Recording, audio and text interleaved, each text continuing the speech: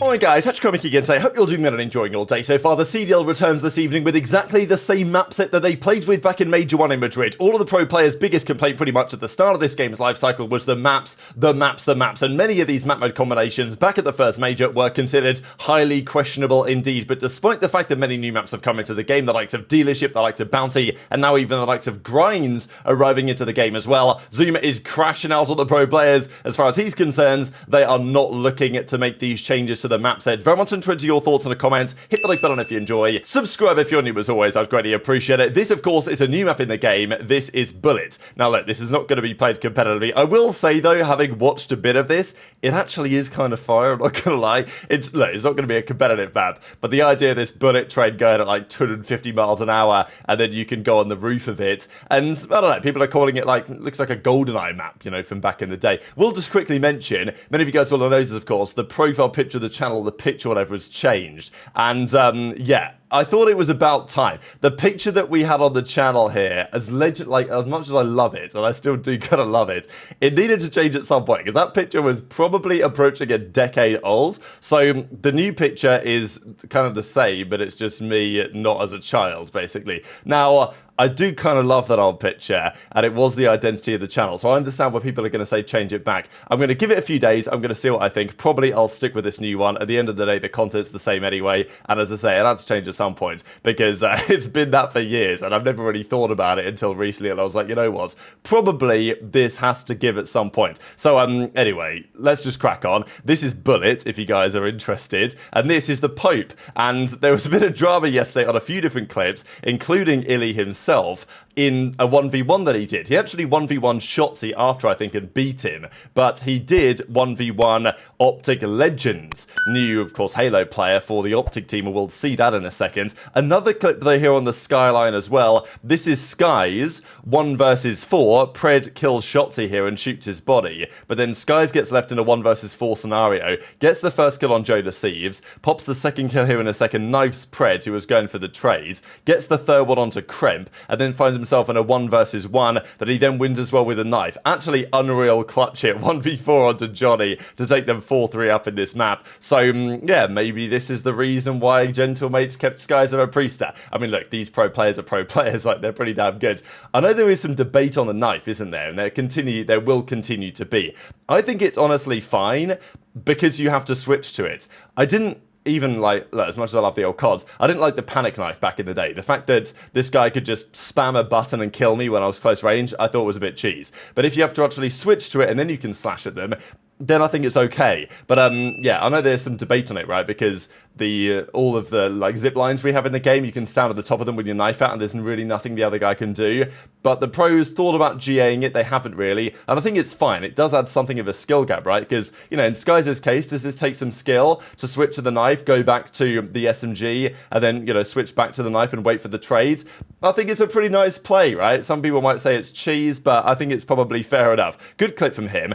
This was another great moment, though, from yesterday. So iLLeY's playing Legends, Halo player, obviously talented gun skill-wise, especially on a game like this. And what was funny, really, is that Shotzzy went on to play iLLeY after this. I don't know how much they played, but they definitely played at least one map of Skyline, and it was 250 to like 248 to iLLeY or whatever. So iLLeY lost to a obviously current Halo pro, and then iLLeY, who had beaten a current COD pro, then like former Halo pro, and Shotzzy was losing just before to a current Halo pro. And I mean, even this moment here when, you know, iLLeY's on the hill and then Legend just, I mean, he flies out. I think he goes down low, does he here? He makes an interesting play anyway. And yeah, there's really nothing iLLeY could do about this. Like, the guy just flies off the top rope and slams him. So iLLeY couldn't even get a kill against this guy. Does maybe a sign of things to come for the OpTic Halo team, right? Because of course they've formed their squad. Formal is there with Renegade, Bound, and Legend. That's the team they've put together, some of the former space station guys. And again, this is another moment where he just flies out the window and just slams iLLeY again. There's nothing he can do about it. So iLLeY was fuming about this, right? And obviously was notably tilted in the way that he was approaching this, because then he decided to start snaking. I think he put on a barrel. Maybe he put on like the Game Twist barrel or something. So yeah, iLLeY was, I mean, look at him go. He's starting to snake the head glitch, because I think he's decided that he needs every single advantage that he could possibly get in order to win this map at this point, when he was 7 in 15 and then ends up 7 in 60 because he reloads at the wrong long time. So yeah, Legend won this best of 5 1v1. I think it was $500 there on the line, and he was winning every single gunfight under the sun. So that was notable. Like, at the end of the day, it's a 1v1. Does it really matter? No, but still, it's not like iLLeY's been cooking everyone in challenges and cooking everyone in 1v1s as well. Back in the day, that was what these guys would tend to do. Now, Octane wasn't very happy about the cheating situation in Ranked. Totally understand it. But the big drama of yesterday that I wanted to get into, of course, was on the map set, because I think for many of us, the map set right now has become rather stale, and honestly, many of the map mode combinations simply are not good. And the pros know this. They made it very clear at the start of the game. The issue is, when the pros start to play something, they learn it, they get better at it, and even if it's not good, some of the teams end up liking it. And that's the issue that you find when it comes to making map set changes, which is why, in my opinion, the league should be the ones to make these decisions. That tends to be how it is in other sports, and esports, certainly esports, doesn't really count in sports, but in other esports, definitely is how it is in CS. You want to get the teams and the players in a group chat deciding what's going to go in and what's going to go out. Valve will decide, okay, Train is coming in for Vertigo, whatever they did recently, right? They just make the change and then you adapt to it.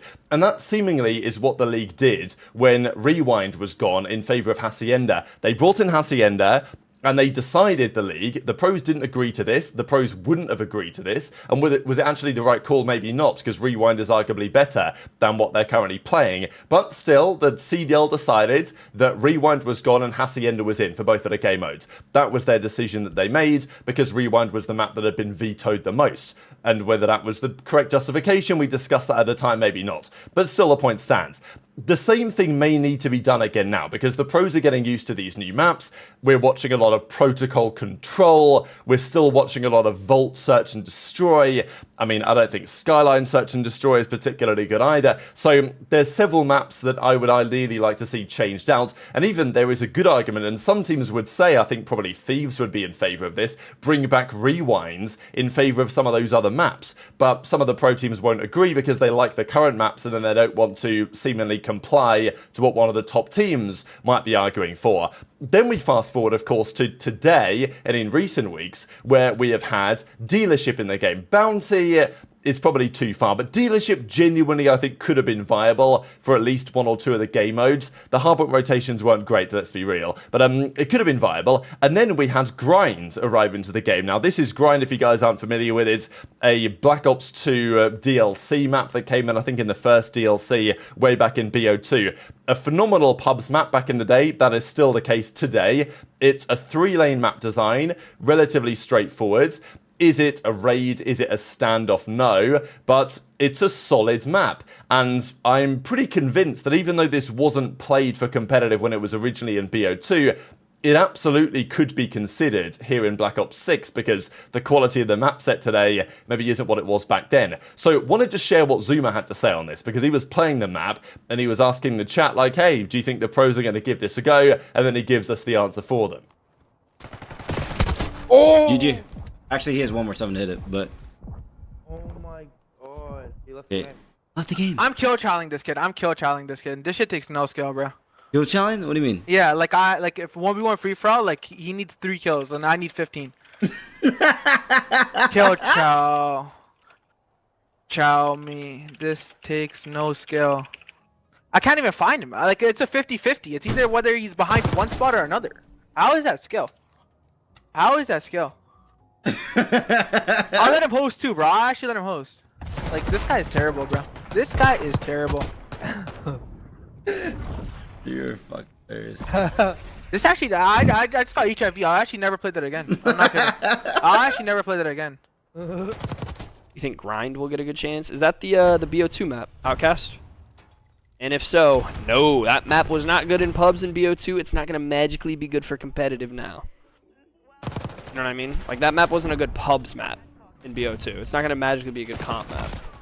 I'm not opposed to, like, trying it in any capacity, but if I load up and play it, and I'm like, yeah, it's shit, I'm not even going to test it. It's the same way with, like, dealership and bounty, chat. Like, I loaded up one pub on those maps, and I'm like, yeah, they're not competitive maps. I don't even need to test them in 8s or anything. I just can tell you it's not a competitive map. Hostile counter UAV established above. Hey, chat, you think the pros will probably try this map out? The answer's no. If you guys were gonna answer it, the answer's no. They're not gonna try it out because they're just all fucking brain dead morons. You know what I mean? They're just all fucking brain dead fucking morons. You know what I'm saying?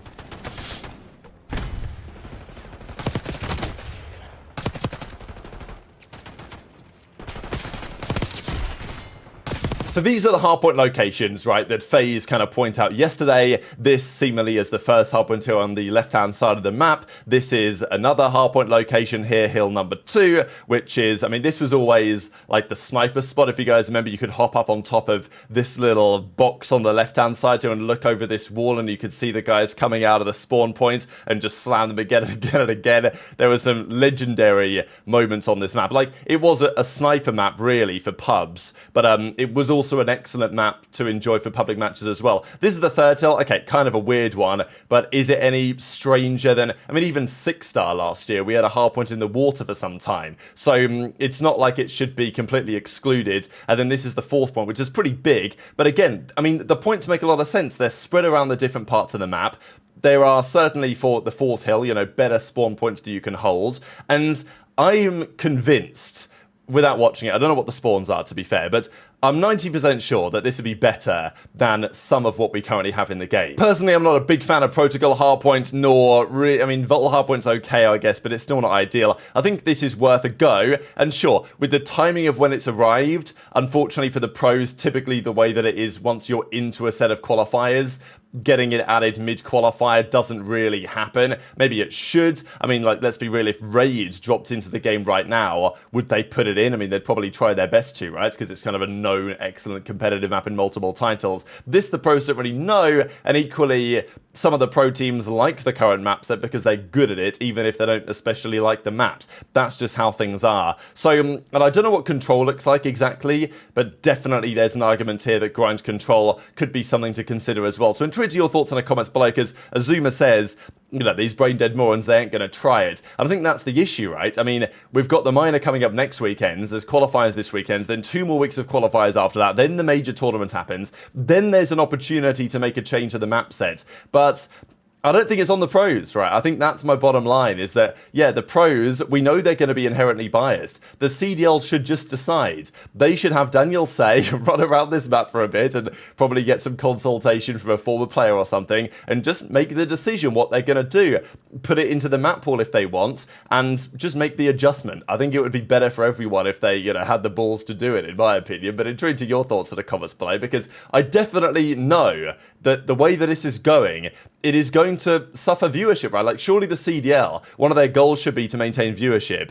And I'm convinced that people watching Protocol Map 2, Map 3, Map 4 for, like, the entire season is not going to end well, certainly when it comes to online qualifiers. If you want to reignite some interest, certainly in the qualifiers, and maintain that going forwards, changing the map pool, just throwing a new map in there that is probably better than what they're currently playing anyway, but the pros won't agree to it, is something that should be considered. That's my opinion. Intrigued to your thoughts in the comments section below. There are some matches this weekend and this evening. We'll get into them here in a second. This I thought was kind of interesting. Franchise versus card. Ultra versus Thieves. In terms of event wins, 5 events for Ultra, 3 events for Thieves. Average placing is actually better for Ultra, so they win most of the head-to-heads here, to be fair. And Thieves, they were only around they weren't around in the first year of the CDL. They came around only for the second year in Cold War, which wasn't a great year for them, to be fair. Finals head-to-head, they've never played a match in the finals, online, LAN, champs head-to-head and stuff like this. A pretty interesting battle between these organizations because, you know, OpTic and FaZe have kind of led the lines, and after that it's kind of been Toronto and Thieves, apart from the subliners that are now non-existent, unfortunately, because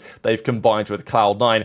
These are the games of the weekends. I will say, this weekend's, it's not exactly a banger. If you look at many of the matches, there's no... Okay, Toronto and Thieves play on the Sunday, but apart from that, there's not too many, like, top team versus top team matchups. Not to say there aren't interesting games, because I think there absolutely are, but it's not like we've got OpTic FaZe or OpTic Thieves or whatever happening this weekend. OpTic's only game in the weekends, they play Ravens tomorrow, which is very important for both of those teams actually, especially depending what happens this evening when Ravens play Minnesota. There's a couple of other interesting games that we'll discuss over the coming days. Wanted to discuss this evening though in more detail really, because Ravens versus Rocket is actually very important I think, especially for the Ravens. They've started 0-2, they've won like one map so far, it's not been pretty. Rocket looked very good, and if Paulx plays as well as he has done, Ravens aren't beating them as far as I'm concerned. Ravens could of course always still win in 5, but their respawn has been too questionable for me to pick them, so I'm actually going to lean Rocker's way in that. Heretics Gentlemates, I know that many won't be particularly inspired by this, but it is Luna's first series in the league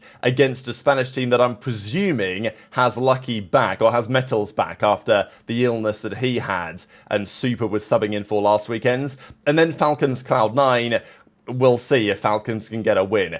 To be honest, a while ago, I would have said that there was a chance against Cloud9. Nowadays, not so much. But enjoy to your thoughts in the comments. Hit the like button if you enjoyed. Subscribe if you're new. Take care. And I'll see you next time.